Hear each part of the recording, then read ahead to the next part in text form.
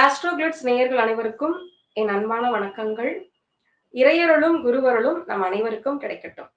இன்றைய ஒரு சிறப்பான பதிவில நம்ம பார்க்கவிருப்பது, திருவண்ணாமலை அண்ணாமலையார். இப்போ இந்த கோயிலுக்கு போகாதவங்களே இருக்க முடியாது அப்படிங்கிற அளவுக்கு எல்லாருமே ரொம்ப விரும்பி நம்ம போயிட்டு வருவோம். இப்ப திருவண்ணாமலை கிரிவலம் அப்படிங்கிறது ரொம்ப விசேஷமானது. அது எல்லாருக்குமே தெரிஞ்சது. அதுக்கு ஈடு இணையே சொல்ல முடியாத அளவுக்கு ரொம்ப சிறப்பான ஒரு விஷயம்.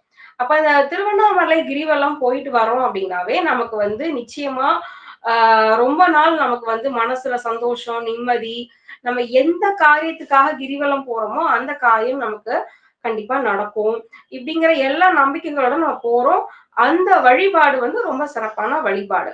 சரி, இப்ப இந்த திருவண்ணாமலை கிரிவலம் போகும்போது, பொதுவா எல்லாருமே பெரும்பாலும் ருத்ராட்ச மாலை அணிஞ்சு கொள்வாங்க.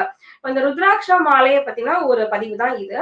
இப்போ இந்த திருவண்ணாமலை கிரிவலம் வரும்போது, ருத்ராட்சத்த நம்ம அணிஞ்சுட்டு வர்றது ரொம்ப சிறப்பானது. சரி, அப்போ இந்த கிரிவலம் போயிட்டு வந்த கொஞ்ச நாள் பார்த்தீங்க அப்படின்னா, நமக்கு அந்த நேர்மறையான அலைகள், நேர்மறையான அதிர்வுகள் நம்ம உடம்புலயும் சரி, மனசுலயும் சரி, நம்ம போயிட்டு வந்தா நம்ம வீட்லயுமே கண்டிப்பா இருக்கும்.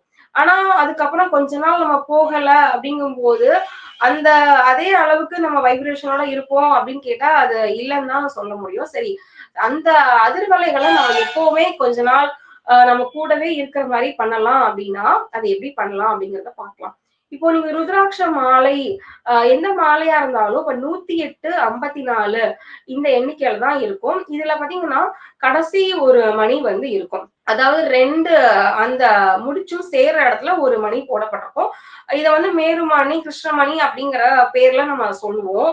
இப்ப அந்த மேல அதாவது இப்போ தனித்து இருக்கக்கூடிய அந்த மணிய நம்ம என்ன பண்ணலாம், வீட்டுக்கு வந்த பிறகு, அதாவது நம்ம கிரிவலம் போயிட்டு வீட்டுக்கு வந்த பிறகு, அந்த மணி மேல இருக்கிற மாதிரி வச்சு, அதாவது நம்ம அந்த மணிய மேல வச்சு சுத்திலும் மற்ற மணிகள இருக்கிற மாரி நம்ம அமைச்சிடணும்.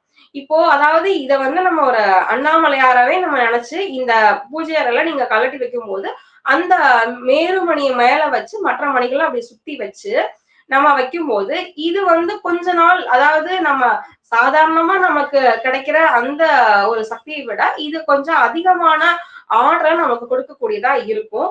ருத்ராட்சத்த நீங்க இந்த மாதிரி வச்சு, அதாவது போயிட்டு அணிஞ்சுட்டு வந்த அந்த ருத்ராட்சத்த இதே மாரி நீங்க பயன்படுத்தும்போது, நமக்கு கிரிவலம் பண்ண அந்த ஆற்றல் சக்தியானது ரொம்ப நாள் நீடிச்சு இருக்கும்.